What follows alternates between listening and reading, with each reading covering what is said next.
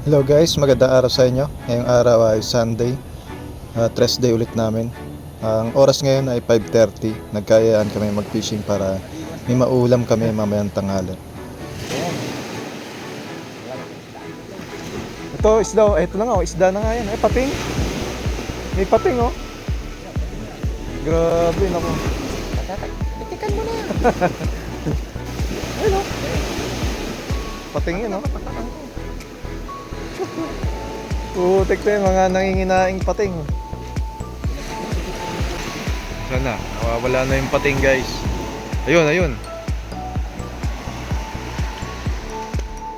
At dito nga naghiwa-hiwalay na kami para hindi magkatama ng mga hook kung magkamali man kami ng cast at para hindi na rin namin maistorbo yung bawat isa. At dito nga nagtry muna ako mag-lure. Sinubukan ko kung may kakagat ng ganito kaaga dahil yung mga isdang bato active sila kahit na ganito kadilim.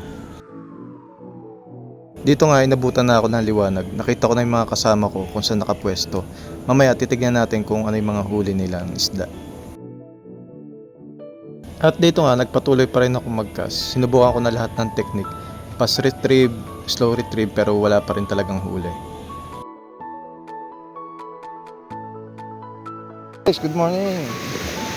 Alas 6 na lang umaga. Kanina pa kami rito mga 5:30. Nandito na kami. May nahuli na yung kasama namin. Tignan natin kung ano na yung huli. Isang huli ng kasama namin.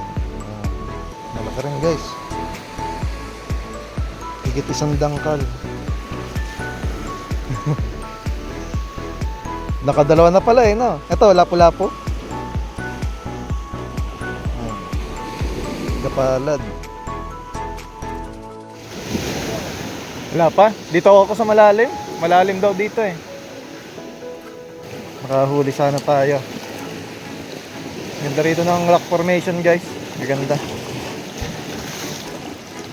Kung klaseng isda yun nandito sa batuhan. May mga ano. Parang nanga-ambush. Batuhan natin dito. Dito lumipat na ako ng pwesto. Nagpalit na rin ako ng lure. Pero hindi ko na pinakita dito sa video. At mamaya try pa natin ng mga ilang minuto ang paglulure. At mamaya mag-bite and wait naman tayo. Dito guys. Sa mga oras na to hindi na ako mapakali. Wala pa rin talaga akong huli. Palipat-lipat na ako ng pwesto pero wala pa rin nag-i-strike. Ang nasa isip ko na lang, kahit makaisa na lang ako para hindi naman nakakaya sa mga kasama ko.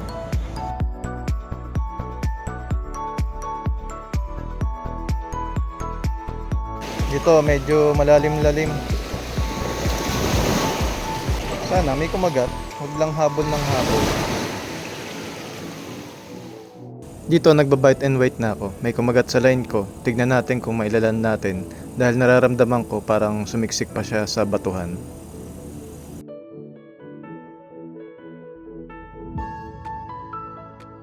Yan ka na naman. Putak na. Ayok ka. Huli na. Oh, lapu-lapu guys. Woo! Dito masaya na ako sa huli kong isda kahit nag-iisa at hindi na nakakahiya dun sa mga kasama ko. Lapu-lapu. Ang ganda. Grabe guys, oh, puro lapu-lapu ang huli oh. Mga kasama namin.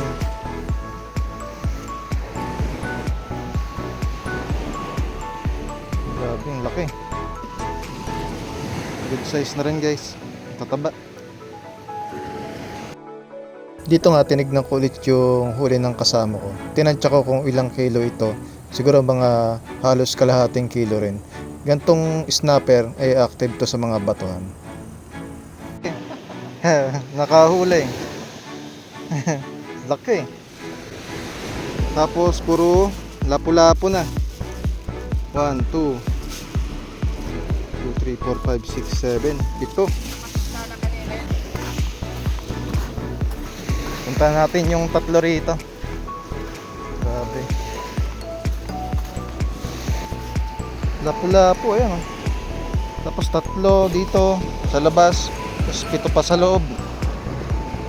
Yan yung mga huli namin. At ito ang ganda ng St. Nazareth dito sa Tinian Island. Ang sarap salubungin ng umaga dito sa beach. At siguro hanggang dito na lang ang video nito. At maraming salamat sa inyong panonood and God bless.